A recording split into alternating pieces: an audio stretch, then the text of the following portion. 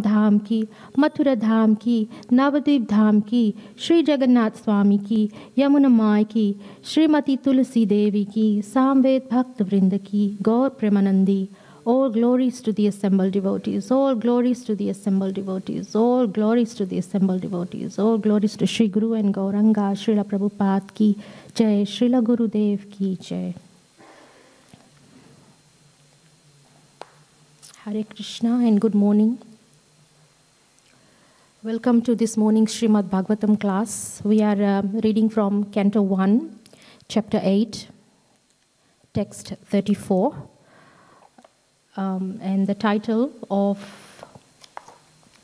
Oh, is this the right... Yes, it is. The title of the chapter is Prayers by Queen Kunti and Parikshit Saved. So... Om Namo Bhagavate Vasudevaya. Om Namo Bhagavate Vasudevaya. Om Namo Bhagavate Vasudevaya. Narayanam Namaskrityam Naram Chaiva Narottamam Devam Saraswatim Vyasam Tato Jayamudire Nasta Prayashu Abhadreshu Nityam Bhagavata Sevaya Bhagavatam Shloke Bhaktir Bhavati Naishtaki Krishnaya Vasudevaya Devaki Nandanaya Cha Nandagopa Kumaraya Govindaya Namo Namaha. Okay, so it's a long word. Bharavatara Nayanye Bharavatara Nayanye Bhuvo Nava Ivodadau Siddhantya Bhuri Bharena Jato hi Atma Bhuvartitaha Bharavatara Nayanye Bhuvo Nava Ivodadau Siddhantya Bhuri Bharena Jato hi Atma Bhuvartitha Bharavatara Nayanye Bhuvo Nava Ivodadau Siddhantya Bhuri Bharena Jato hi Atma Bhuvartitaha.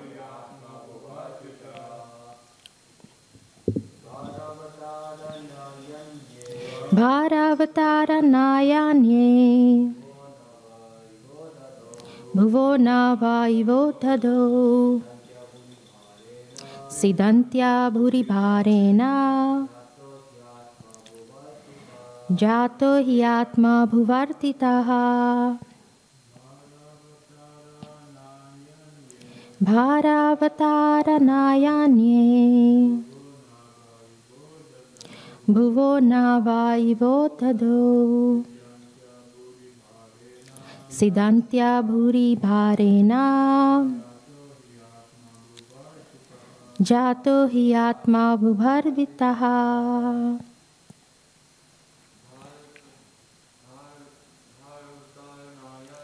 Bharavatara Nayanye Bhuvo Nava Ivodadau Siddhantya Bhuri Bharena Jato hi Atma Bhuvartitaha. So, Bhara Avatara Naya. just to reduce the burden to the world.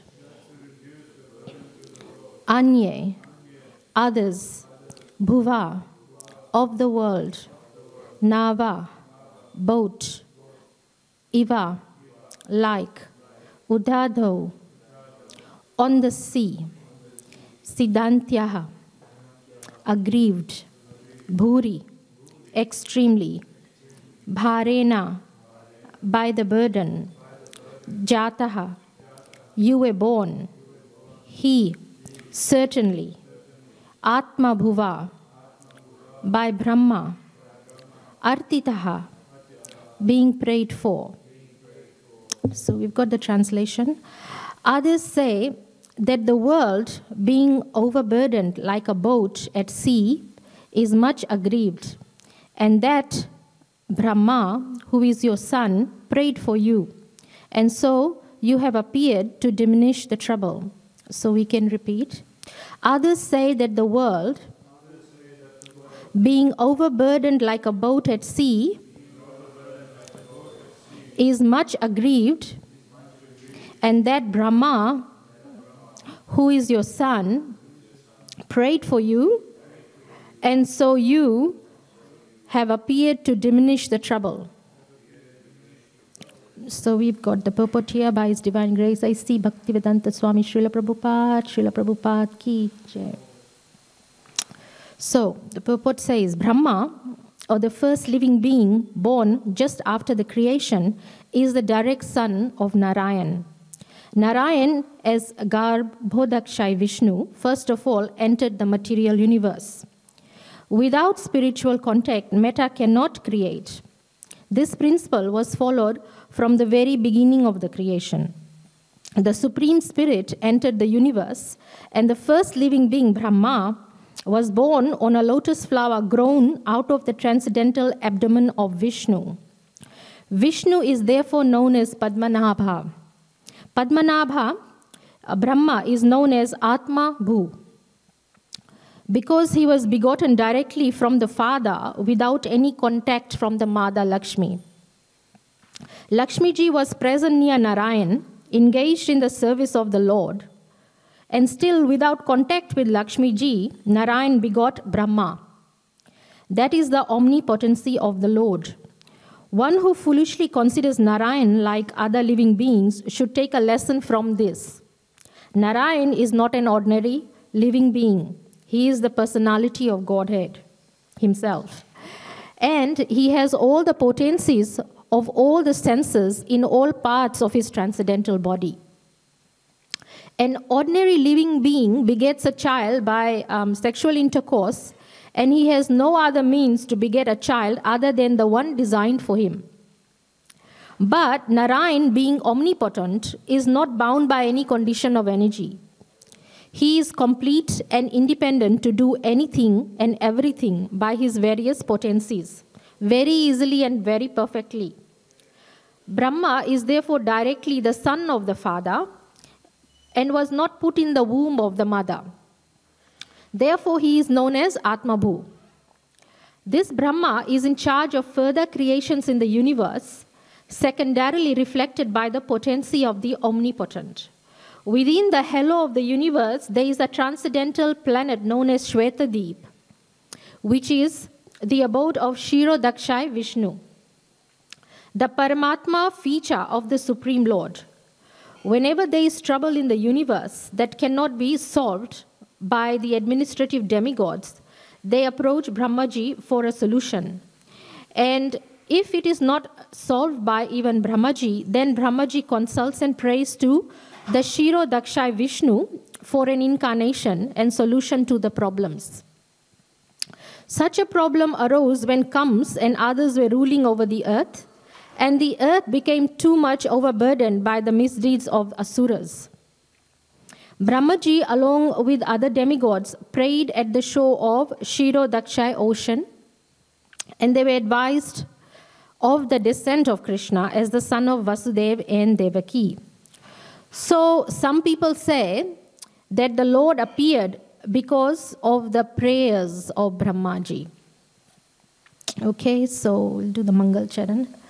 Om Jnanatimirandasya Jnananjana Shalakaya Chakshurun Militam Yena Tasmai Shri Guruve Namaha Shri Chaitanya Manovistam Stapitam Yena Bhutale Swayam Rupa Kadamayam Dadati Swa Padantikam Vandeham Shri Guru Shri Yutapada Kamalam Shri Gurum Vaishnavamscha Shri Rupam Sagrajatam Sagana Raghunathan Vitam Tam Sajivam Sadvaitam Savadutam Parijana Sahitam Krishna Chaitanya Devam Shri Radha Krishna Padan Sagana Lalita Shri Vishakhan Vitamscha He Krishna Karuna Sindhu Deen Bandhu Jagatpate Gopesha Gopika Kanta Radha Kanta Namastute Tapta Kanchana Gaurangi Radhe Vrindavaneshwari Vrishabhanu Sute Devi Pranamami Hari Priye Vancha Kalpa Turubhyascha Kripa Sindhu Va Evacha Patitanam Pavnebhyo Vaishnavebhyo Namo Namaha Jai Shri Krishna Chaitanya Prabhu Nityananda Shri Advaita Gadadhara Srivasadi Gaur Bhakta Vrinda Hare Krishna Krishna Krishna Hare Hare Hare Rama Rama Rama Hare Hare. So Namo Vishnupadaya Krishna Pastaya Bhutale Srimate Bir Krishna Goswami Niti Namne Namo Hamsa Nikashaya Prabhupada Priyayate Shuddha Shuddhi Nishtabhem Tasya Vakya Nuvadine. So this particular verse is very interesting. It tells you a little bit about the creation. Actually, in many places in the Srimad Bhagvatam, there are different verses that will describe the advent of Krishna and how this creation was done. But the main point of this is that the one particular point of this text is that Brahma actually goes and prays to Lord Vishnu along with Mother Earth. Now, Earth is our planet, and we consider the soil, we consider everything that's on this planet is there, and we take it for granted. But actually, the planet Earth, this planet Earth is a living being, which we often forget. It's a living being. So she's a living being, and she is known as Mother Earth, and she takes up personified, and she actually gets very distressed. She gets very distressed, and why she gets distressed is because she's overburdened. And why she's overburdened is because there's a lot of material activity happening. And what happens is when there's and not enough spiritual activity. There are two activities in this world. There's two energies: material energy, spiritual energy. Spiritual energy has everything to do with God. Spiritual energy has Krishna present in it. Whereas material energy is absence of Krishna. There is no Krishna. So people are engaged in material activities. And the result of the material activities, there's too much of that, it breeds more demons. It breeds more and more demons. And what happens is when there is more and more demons, the earth gets, according to, this is actually from Srila Prabhupada's class, he gave it in 1974 in Mayapur, in October sometime. And he was saying that when there is material activity, there's more demons. And when there's more demons, the earth actually gets heavy, physically heavy. It starts getting a lot of weight. You might think that, well, everything's on this planet, so how can things get heavy? But according to Srila Prabhupada, yes, it does get heavy. So then as soon as the earth starts getting heavy, Mother Earth, she gets very distressed. And so she goes to Lord Brahma, and then together they take a prayer to Lord Vishnu. Now, Lord Vishnu, he is, there are three Lord Vishnus because of the creation. I'll come to that in a little while. Actually, those three Vishnus, it's been very clearly indicated in the Bhagavad Gita on chapter 9 and 7 and text 7 and 8. Quite nicely written. So I will read that out to you. I've got it marked here. But in any case, we're coming back to when Brahma goes with Mother Earth to pray to Lord Vishnu for some solution, because this earth is getting overburdened, it's getting weighty, it's getting heavy, because due to material activities, not enough spiritual activities, which is actually what's happening right now in Kali Yuga. That's what's happening. We have a lot of material activities and we don't have enough spiritual activities. So Brahma goes and he prays at the shores of the milk ocean. And this milk ocean, Kshirodak ocean, the sea, where Kshirodakshai Vishnu resides. Now he resides in, there's a planet in this universe, Shvetadeep. It is especially meant for Lord Vishnu, only Lord Vishnu, and in that form, Kshirodakshai Vishnu. Brahma is unable to see him actually. That's why he goes to the shores. He's not, that is why we really praise the gopis, the residents of Dwarka, because they can actually directly see Krishna, but not even our Lord Brahma can't see him directly. He can't. So he has to go to the shores, the ocean, and submit a prayer, just like we submit an application. So a petition, actually in words of Srila Prabhupada, submit a petition. So he goes to the shores. He can only go as far as the shores. That's interesting. But that doesn't mean that Lord Vishnu won't hear his prayers. Actually, Lord Vishnu hears everybody's prayers.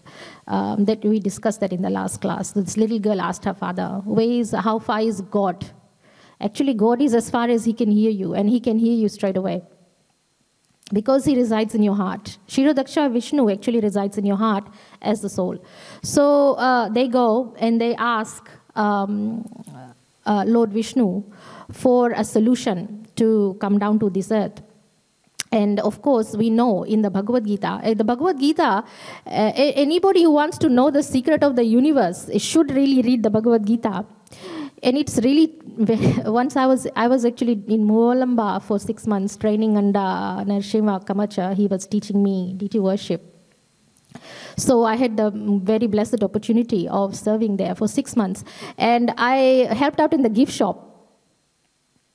And while I was helping out in the gift shop, I was distributing books like everyone. And I was once selling the Bhagavad Gita.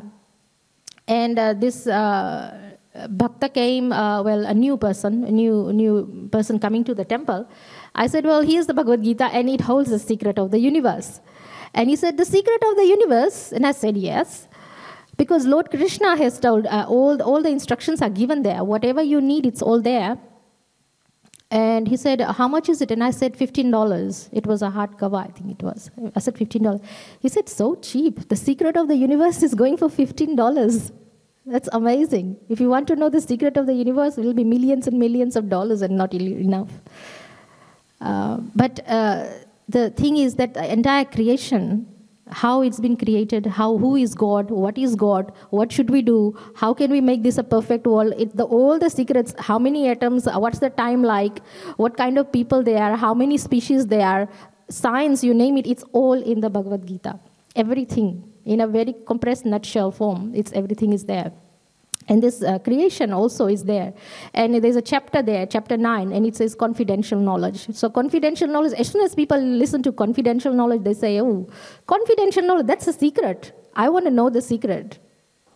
That's the attraction anyway. So, but the chapter 9, it has the very confidential secret. And confidential knowledge is an open secret for everyone to know. And the beginning of the chapter, Lord Krishna says, because you are, he says to Arjun, because you are free of envy, and you're my very dear friend, and you're free of envy, I shall relate to you this confidential knowledge. And this confidential knowledge has come to us. And in this particular confidential knowledge, chapter 7 and 8, he tells Arjun how he creates this universe. So I will read that out in text 7. He says, Sarva Bhutani Kaunteya Prakritim Yanti Mamikam Kalpashaya Punastani Kalpado Vishrajami Aham. Now what does that mean? He says, O son of Kunti, at the end of the millennium, all material manifestations enter into my nature. And at the beginning of another millennium, by my potency, I create them again. So, what does it mean here? At the end of the millennium. At the end of the millennium, that means our Brahma actually dies at that.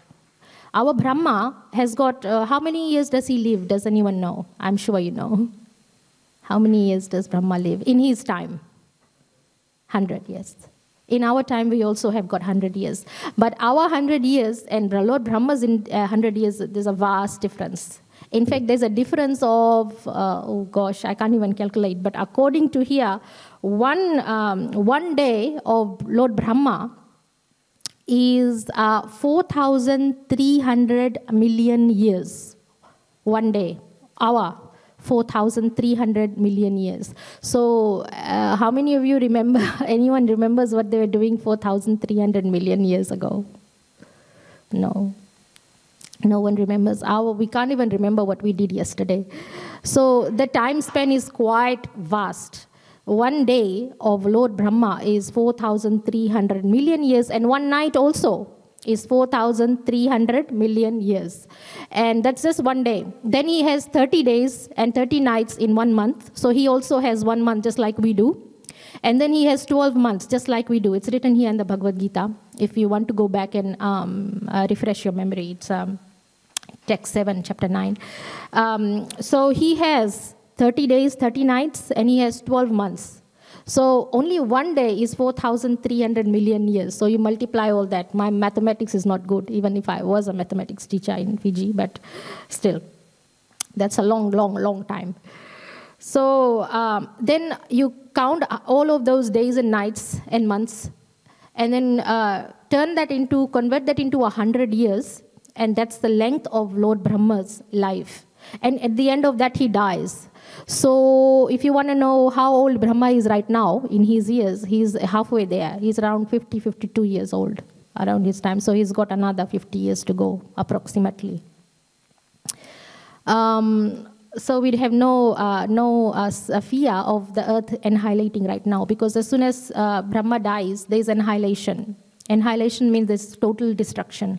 It's the end of the millennium. Everything, all the living entities, whether you're a bird, whether you're a cow, you are a dog, you are a cat, you are a human being, you are this planet or that planet, everything gets destroyed and it goes back into the nature of Lord Vishnu.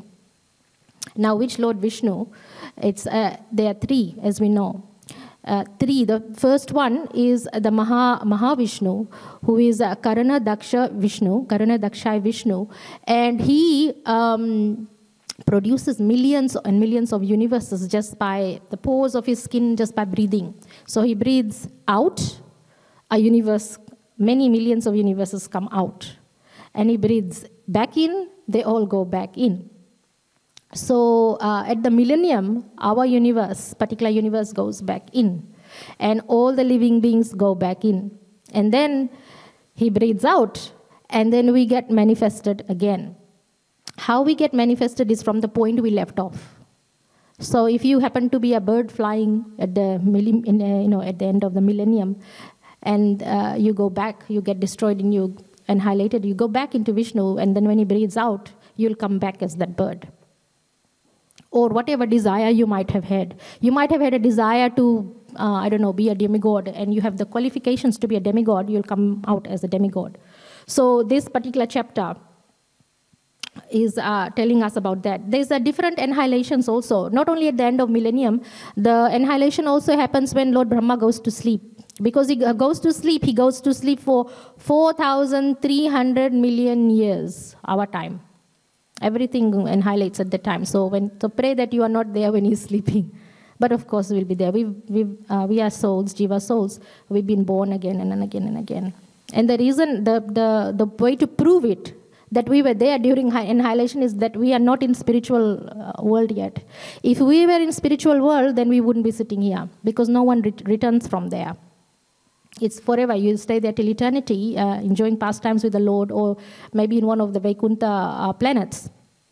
Even there are other planets, higher planets, like Tapalok, Mahalok. You don't return from there. So from that, because we are sitting here, we know we've been destroyed over and over again. And we've been through all the annihilations and millenniums and all that. And when you really look at it, you see that how great Lord Krishna is. We take him for granted. We come here, we sit, and we look at the deities, and we think, oh, he's Krishna, he's a deity. But the greatness of Krishna is, we can't even measure. It's unlimited. It's unlimited. He says here, Bahu Shyam, although I am one, which means Krishna, although he is one, I shall become many. So when he manifests in the millennium, he becomes many. And we are part and parcel of him. And in his class also, even in my last class, I had said something about the soul, one of my last classes, that it's so tiny, and yet it can control an entire body. And in Prabhupada's class, he compared it to the elephant. He said, well, the top of the hair, he said, the top of the hair, it's the tip of the hair, also the tip of the hair, divided by 10,000. And 1/10,000, the fraction of the tip of the hair. That's how small the soul is, but it can operate so many things. And when Krishna actually comes, he operates from the entire planets to the atom to everything. Such is his power. His power is unimaginable. There's one of his qualities. And because we are devotees, we kind of think, okay, he plays the flute, great. We just look at those. A devotee actually looks at the pastimes of Krishna. We don't really dwell or meditate upon his greatness, his power. And so this Bhagavad Gita, it continues, chapter 9, text 8. He continues with this creation part. He says, Prakritim swam avastabhya vishrajami puna puna bhuta gramam imam krishnam avasham prakritir vashat, which means the whole cosmic order is under me. Under my will, it is automatically manifested again and again, and under my will, it highlights at the end. So it's all really it's up to him. He is in power. So we kind of think there's a lot of beings on this planet who want to be the Lord, who wants to be the boss, wants to be, king of a place, or wants to, even in a small place, even in a small institution, even in a temple, anywhere. They are living beings who want to be the boss, the Lord. But who is the ultimate boss? That's Krishna. Everything actually happens again on his will. We don't have that. We can't say we are the boss anywhere at any time. Not a king of a country, not the boss of an institution. He's the one with the ultimate will, ultimate power. He controls everything. And he says that in the Bhagavad Gita, in this text, for all to know. He says it's my control, it's under mine. He just says it very clearly here. And the poet here actually explains about how he does this, his manifestations, which we were discussing, Mahavishnu, and then the next two Vishnus. So in his poet, Srila Prabhupada actually describes us quite clearly here. So this is like a complementary discussion with this particular text that we are discussing today about cosmic manifestation. Srila Prabhupada says, this material world is the manifestation of inferior energy of the Supreme Personality of Godhead. This has already been explained several times. At the creation, the material energy is let loose as the Mahatattva. So first of all, Lord Krishna releases his material energy. And then, into which the Lord, as his first Purusha incarnation, Mahavishnu enters. So first he's got the energy, and then Lord Mahavishnu enters. And Mahavishnu is known as Karana Dakshai Vishnu. And then he lies within the causal ocean and he breathes out innumerable universes. So he breathes out, all the universes come out. The universes are in this shape of a sphere. If you've done mathematics, the sphere, it's a globe, it's an egg-shaped. Not exactly round, it is egg-shaped. It's like a spherical shape, the universes. And the universes will then, they are different sizes. Our universe is known to be the smallest. And our Brahma is also the one with the most few heads. Like Brahmas, in many universes, they have more heads. 10 heads, 12 heads, 20 heads, 30, 1,000, 10,000, 100,000 heads. Depends on the size of the universe. So our Brahma is 4. So smallest. And it says there here He lies within the causal ocean and breathes out innumerable universes, and into each universe, the Lord again enters as Garbho Dakshai Vishnu. So he again enters, so each universe has their own Vishnu. So first you've got the main Mahavishnu, and he's releasing all the universes. Then all the other universes has his own Vishnu. Garbho Dakshai Vishnu. So we have our own also. And the other universes, they also have their own Garbho Dakshai Vishnu. And then each universe is then created in that way. And then he still further manifests himself as Shiro Dakshai Vishnu. And that Vishnu enters into everything, even into minute atom. So that then after Garbho Dakshai Vishnu, there is another one, another Vishnu Tattva, which enters into the soul of everyone. So you are got and he starts working everything. Just like you switch on the electricity, you need the power. So Lord Krishna becomes like the power that controls everything, and everything is working right down to the minute atom. And that's Shiro Dakshai Vishnu. And he lives in Shwetadeep, the planet of with the milk ocean. And even Lord Brahma can't see him. He goes to the ocean and then he prays. So that is the creation, the three tattvas, Vishnus, three tattvas. And this is explained very nicely in the chapter 9 of the Bhagavad Gita. Vishnu enters into everything, even into the minute atom. This fact is explained here. He enters into everything. Now, as far as the living entities are concerned, they are impregnated into this material nature as a result of their past deeds. They take different positions. So whatever past deeds we have, we'll take our positions like that. Thus, the activities of this material world begin. The activities of the different species of living beings are begun from the very moment of creation. So that's how we are created. So that is in a nutshell. And that's why I say that the Bhagavad Gita has the secret of the universe. It actually tells us how it's been created. The scientists will come and tell you all kinds of theories. There was the Big Bang theory. We came from the apes. I was talking to one fellow outside just the other day, a few months ago, and he said there was a big hole in the universe, a big black hole, and we came from there. That's what that was his theory. And he did not understand that it was Lord Krishna. So what is it that makes us believe that there is a Krishna? It is called faith. It is called faith. We should have complete faith in Krishna. If Krishna says, this is what I do, that is what he does. That's faith. Otherwise, what's the point in believing in God? No point in believing in God. And the Bhagavad Gita is, of course, bona fide. It is from Lord Krishna's mouth. He speaks. It is from Lord Krishna's mouth. If you want to talk to Krishna, just read the Bhagavad Gita. It's there. And he tells you everything. He reveals all the secrets. It's all there. And in there he tells you the very famous verse that everybody recites, Yada yada hi dharmasya glanir bhavati bharata. Now he is actually telling you, I come again and again. I am born again and again. Even though he is God, he is breathing out universes. He is going to as a Garbho Dakshai Vishnu, and then he is going as Paramatma. He still takes birth. Why he takes birth is, of course, Bhumi Devi goes with Brahma and says, well, the earth is being burdened, it's getting very heavy, lots of material activities, demons, all these things. So he comes down to annihilate the demons, get rid of them. These are all facts.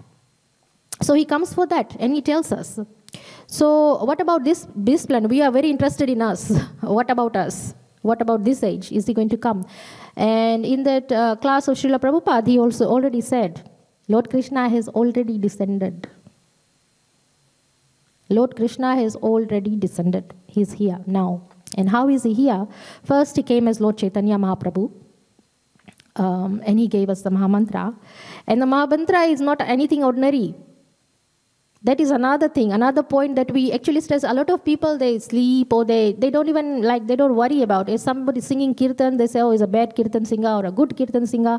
They don't realize that the Mahamantra is in there. It's hidden in the kirtan. It is hidden in the kirtan, and that is how Krishna has descended in the form of his holy names. Even his name can deliver you. And so he's already here in the form of his holy names. But it's very hard to grasp.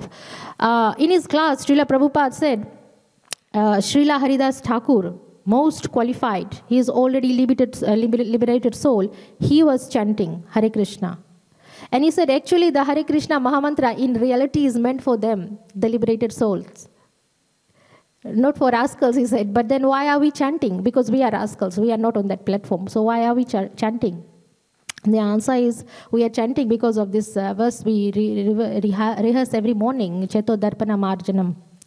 We are trying to cleanse, purify ourselves. Cheto Darpana Marjanam. That's why we are chanting. So that we can actually get to the stage of liberation. We haven't even gotten there yet. We are not purified yet. None of us, unfortunately. I don't think anyone can claim that they are on the level of Srila Haridas Thakur. No one. So that is why we chant, is because we have our acharyas and we learn from them. And we chant, and we chant, and we chant, and we chant. Why? Because the Hare Krishnas know this confidential secret, which we are trying to impart to everyone. Very difficult situation, we are trying to tell everybody, please chant. Because that's the secret of purification, and that means that you will not be annihilated, born again and again and again and again. You will go to a spiritual world, you will be liberated. And Lord Krishna has descended already, he's here. Of course, there is another avatar he will take at the end of Kali Yuga. That is to annihilate all the demons. And in that one, Srila Prabhupada said Krishna is not going to preach. Right now we are preaching. Krishna is preaching through his holy names, he's preaching through Chaitanya Mahaprabhu. He is telling you to chant Hare Krishna. There's preaching going on. Nobody is being killed right now. But then by the end of Kali Yuga, Kalki is going to be here.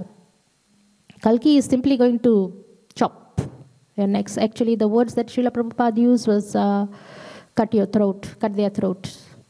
He's just going to kill them. Because they'll be really barbarians. And to be honest, barbarian rule is not far away. It is actually around the corner. It is around the corner, if you look at it. Barbarians are trying to enter into every country right now. They have filtered Europe. They have filtered America. They have filtered England. They are trying to filter Australia. They are here. And they have filtered many countries. And it is very scary situation. It is around the corner. Just open up the news and you will know. It's there. So what do? We are not Kalki, we will not kill them, but they will be at the end of Kali Yuga, there will be the rule of the barbarians, and all the kings will be barbarians. There'll be no dharma, there'll be no religion, there'll be no love for humankind, mankind, living entities, nature. They're here to destroy nature. They have no remorse. They have no respect for nature. Their idea of God is not even God. So this is what will happen to planet Earth. There'll be lots of material activities. Demons will be there. Earth will feel heavy. And the Earth will have these material activities because people eat meat. Prabhupada said there'll be malichas. Malichas are those meat eaters, fish eaters. And what happens is the varnashram, it deteriorates, it dismantles. Varnashram is you've got the brahmachari, the grihasthas, the sannyasis, the vanaprasthas, and then you also have the shudras and the vaishyas and the kshatriyas and the brahmins. This is the system. Because everybody is doing what they're meant to be doing, and everybody is in the correct ashram, so there is no illicit sex life, there is no unwanted progeny. Everybody is doing what they're supposed to be doing. There's a system that makes a perfect society, and that society is been very dismantled. Right now in Australia, in children, when you go to a school, because I do have a teaching experience. I started teaching in 1991. A lot of us, maybe some of us were not born that time. I started teaching, so I have a lot of experiences in school. The condition in the schools right now are the children. They don't know whether they're a boy or a girl. They don't know. Some of them, they don't know. They don't know if they're the boy or a girl. Let alone the system of varnashram and, having a Brahmin and a Kshatriya. Everything is being dismantled. They don't know whether they're supposed to be a boy or a girl. They don't know. And things are very strange. Everything is just being broken, everything is being confused, everything is like people are not doing what they're supposed to do, they don't want to. And then they go and complain that we've got a bad leader. Well, actually you appointed that leader in the country because you wanted things that way. You wanted to have the same-sex marriage, or you wanted a boy, girl, whatever it is. I'm not criticizing anything. This is Kali Yuga, it's going to happen. But you wanted this thing, so you appointed this leader, and now everything is like being dismantled. There's all these militias are there. Everything is going haywire. And the rule of the barbarians is just escalating at a very fast motion, and there is no stopping. Yes. So this is the situation. This is the situation. And what do we do? How do we help each other? Is we chant Hare Krishna, and we try to spread this Krishna consciousness everywhere as much as possible. And if somebody is in our movement, or even not even in our movement, is preaching, we must give them the due respect, because it is needed very badly. Actually, I was thinking about this part. When I was going to give this particular point in the class, I was thinking, in my mind, I was in two minds. One is preaching, and the other one is, what is the percentage in our Hare Krishna movement that people are actually preaching and distributing books? Like we have a overall devotees in our own movement. And then if you make a pie chart, then in that pie chart, you have the book distributors. So it's a small percentage. It's probably not enough. Not that I'm trying to criticize. I should be another one out there. But we need more. That is the point I'm trying to say, is that we need the pie chart, the book distributors to increase. We need the Krishna consciousness, the preachers of Krishna consciousness to increase. And how we do that is actually we go out.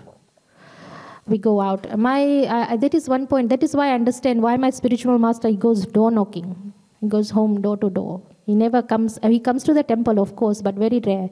He's always out there on the field. That's the battlefield. He's always out there. Because that's where it's needed the most. There are people suffering. They're waiting for the word of Krishna. And Krishna has already descended in the form of his Mahamantra.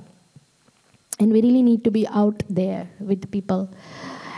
Sadly, there can be some situations I won't really dwell into much, but in a country far, far away from here, the major obstacle of preaching is the devotees themselves. They say, well, you are not qualified to preach, or you should not go out there, or you should not sing kirtans, we'll stop this person. Well, then if you do that, then Chaitanya Mahaprabhu's movement is stopped. It is happening. Why it's happening is because the effect of Kali Yuga is very strong. Maya Devi is very strong. So we need to be very, very united in this particular stand. We must stand. Anyone is preaching, give them all the support. Tell them to go out. Because if you really imagine in your mind the pie chart of the percentage of preachers, percentage of book distributors, you will find that it lacks in the other devotees quite a lot. We have done quite a lot, but there's a lot more work to be done. So, but how do we do that is the motivation behind it. Not like a self-promotion that I'm a great preacher or anything. We all do have needs for recognition. We have needs to be appreciated. It is there. It is human nature. But the basic motivation should be to please Srila Prabhupada. That is the basic motivation. The motivation should be to please someone. Please Krishna, please Prabhupada, or please your spiritual master. And that should be the foundation. And once that's the foundation, then we can achieve a lot. Like Srila Prabhupada, he wanted to please his spiritual master, His Holiness Srila Bhakti Siddhanta Saraswati Thakur. And how did he please his spiritual master? It speaks for itself. You just have to look around. But if we need to follow in their footsteps, and they will get somewhere. And it is a very big struggle, because as soon as we start doing this, Maya will throw challenges at you. And she'll try to stop you. And he said it doesn't matter what kind of body you are in, whether you're male, female, you're small, you're young, you're old.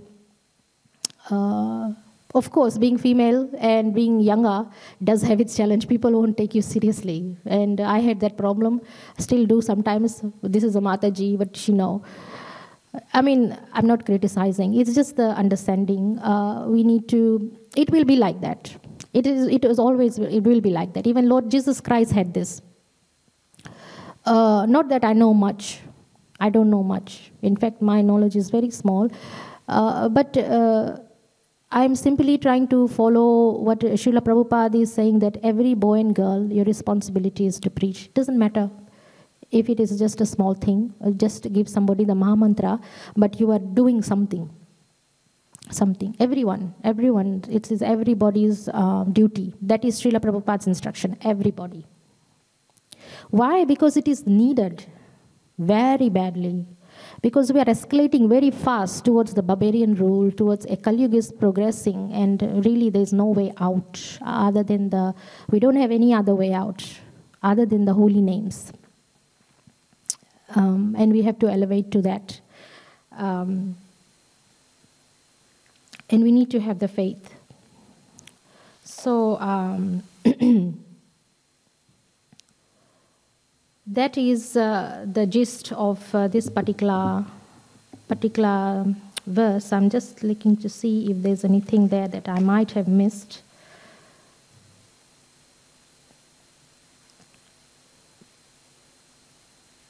That's it.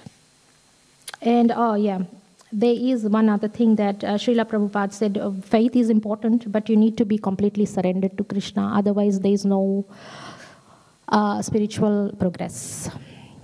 Okay, so are there any questions or comments or anything I have missed? Anyone would like to say anything? Okay, Granth Raj Srimad Bhagvatam Puran ki Jai.